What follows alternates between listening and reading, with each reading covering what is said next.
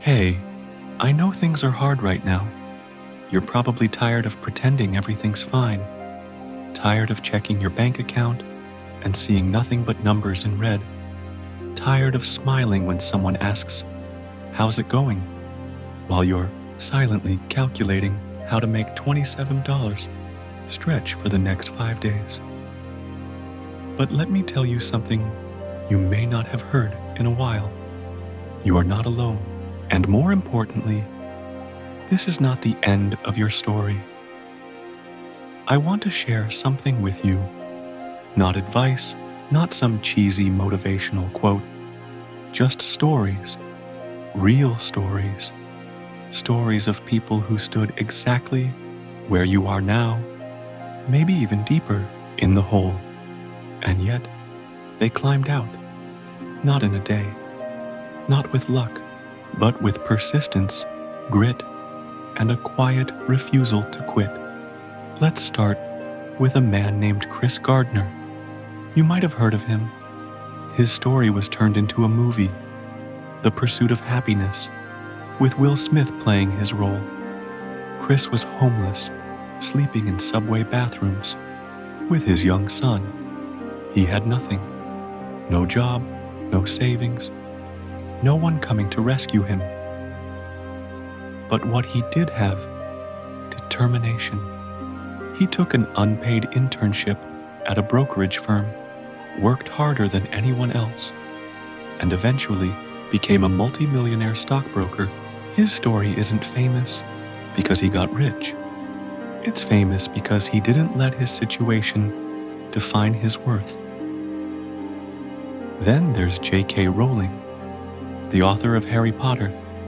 Before Hogwarts and billion-dollar book deals, she was a single mom living on welfare, rejected by 12 publishers, depressed, broke, invisible, but she kept writing, page by page, word by word, not because she had confidence, but because she had hope. And here's a name you might not expect. Tyler Perry. Before the lights, cameras, and sold-out theaters, he was living in his car. For months, homeless, broke, and misunderstood. His first play failed. So did his second. But he believed in the stories he wanted to tell. Now, he owns one of the largest film studios in the US. These people didn't have magic. They didn't have connections. They had struggle, just like you.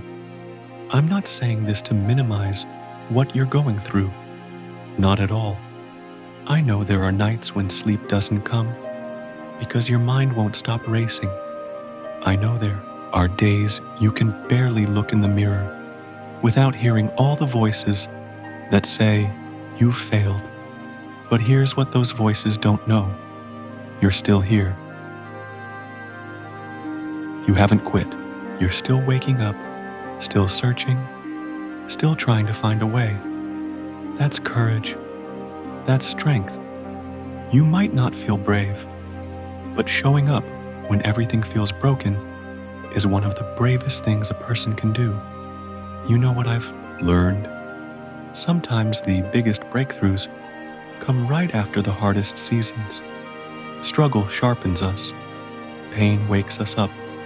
Rock bottom, as much as it hurts, can become solid ground to rebuild from.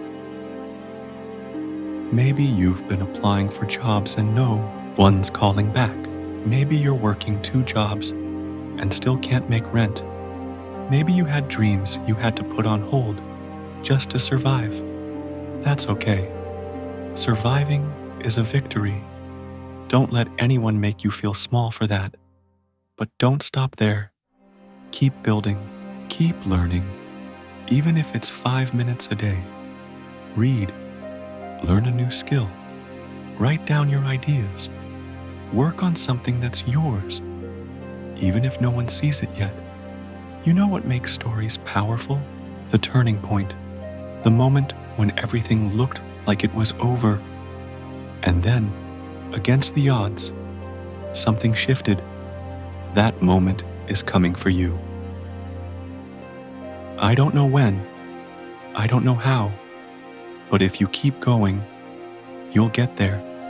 And someday, when you're past this, someone will sit where you're sitting now, feeling hopeless, and you'll look them in the eyes and say, I know what that's like, but you can get through it, and you'll mean it, because you lived it. So breathe, just one breath, then another. This chapter is not your whole book. Keep turning the page.